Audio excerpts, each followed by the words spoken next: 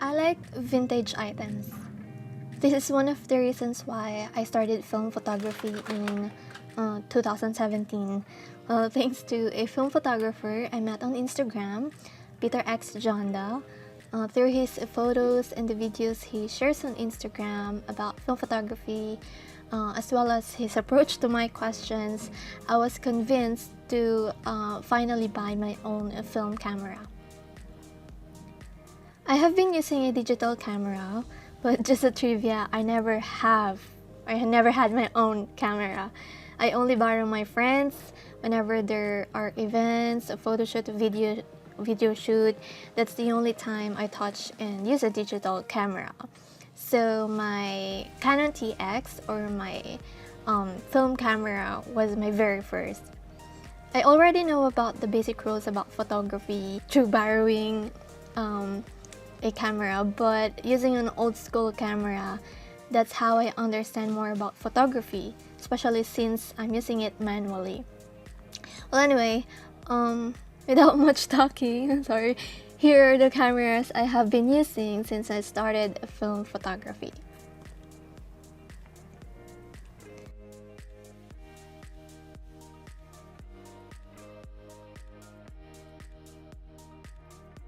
Canon TX. This is my first camera. It's a manual camera.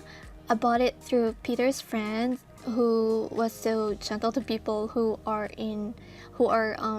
new in the film world. It's so easy for me to use it since it doesn't require batteries.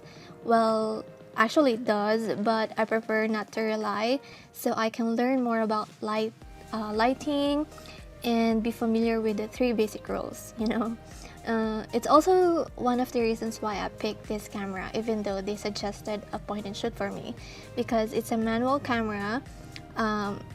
That's how I learned how to process or work with the technicalities of the camera before I shoot or take a photo.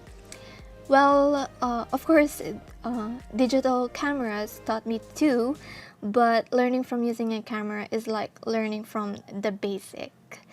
So yes, Canon TX is my first one.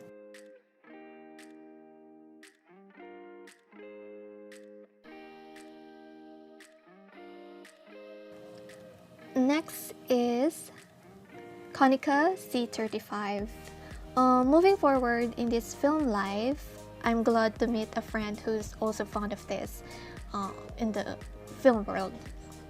It's kind of sad for me to be in this world alone, but I never require it. Anyway, it's fine with me. But thank heaven for giving me a film friend. Anyway, Konica C35 was my first film buddy's first film camera. We had a photo walk, and later on this camera became mine. Konica C35 is a rangefinder, but it's kind of different from other Konica. It's kind of different from Konica C35 that I tried. This one, I find it hard understanding the exposure, but I still use it because it's compact.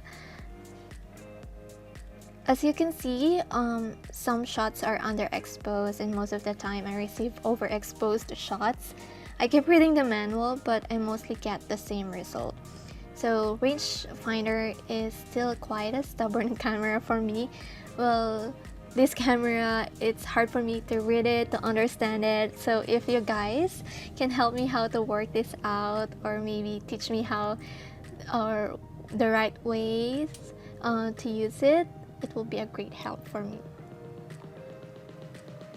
Lastly, Canon Prima. This is an old film camera I found in my aunt's drawer. I was sure that she's not using it anymore, so I brought it in repair. The flash was working. Since the point and shoot cameras are easy to use, I plan to use it for our travel in Singapore. But sadly, the time I was about to use it, the film is not advancing. Until now, I haven't seen what the photos look look like in this camera. So I have my own used film roll, but I haven't tried to develop it yet since it's pandemic time, so I'll show the result whenever I got the right opportunity. So for now, this is Canon Primo. It is a point and shoot. So these are the different types of cameras that I luckily have. I'm not a pro photographer, and the reason why I show this to you if you're a beginner is for you to have an idea what it looked like. Maybe it will give you an idea or a choice of cameras you wanted to buy.